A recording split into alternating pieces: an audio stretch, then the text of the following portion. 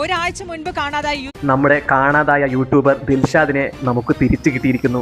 അദ്ദേഹത്തിന് ഒരു അപകടവും സംഭവിച്ചിട്ടില്ല. എന്ന് പറഞ്ഞാൽ അദ്ദേഹത്തിൻ്റെ ജീവന് ഒരു പ്രശ്നവുമില്ല. അദ്ദേഹം മേഘാലയയിലെ ഒരു ഹോസ്പിറ്റലിൽ അഡ്മിറ്റാണ്. സംഭവം ഇങ്ങനെയാണ്. അദ്ദേഹം കൊൽക്കത്തയിലെ ഒരു തെരുവ്, അതായത് ഗുണ്ടകൾ വാഴുന്ന ഒരു തെരുവ് വീഡിയോ ഷൂട്ട് ചെയ്ത ശേഷം അസ്സാമിലേക്ക് പോകുന്നു. അസ്സാമിൽ നിന്നും മേഘാലയയിലേക്ക് പോകുന്നു. ഈ മേഘാലയയിലേക്ക് പോയത് ഫോറസ്റ്റിലൂടെയാണ്. അങ്ങനെ അതിലൂടെ പോകുമ്പോൾ അദ്ദേഹത്തിൻ്റെ വണ്ടി സ്കിഡാവുന്നു. അങ്ങനെ അദ്ദേഹം പരിക്ക് പറ്റി അവിടെ കിടക്കുന്നു. അതിലൂടെ വന്ന മറ്റു യാത്രക്കാരാണ് അദ്ദേഹത്തെ ഹോസ്പിറ്റലിൽ എത്തിക്കുന്നത്. അങ്ങനെ ഹോസ്പിറ്റലിൽ എത്തി. ഇപ്പം നിലവിലത്തെ സാഹചര്യം എന്ന് പറയുന്നത് അദ്ദേഹത്തിന് പ്രത്യേകിച്ച് പ്രശ്നങ്ങളൊന്നുമില്ല. ഒരാഴ്ചക്കകം ദിൽഷാദ് റിക്കവറായി വീണ്ടും നമ്മളുടെ ഇടയിലേക്ക് തിരിച്ചു വരും എന്നാണ് അറിയാൻ കഴിഞ്ഞത്.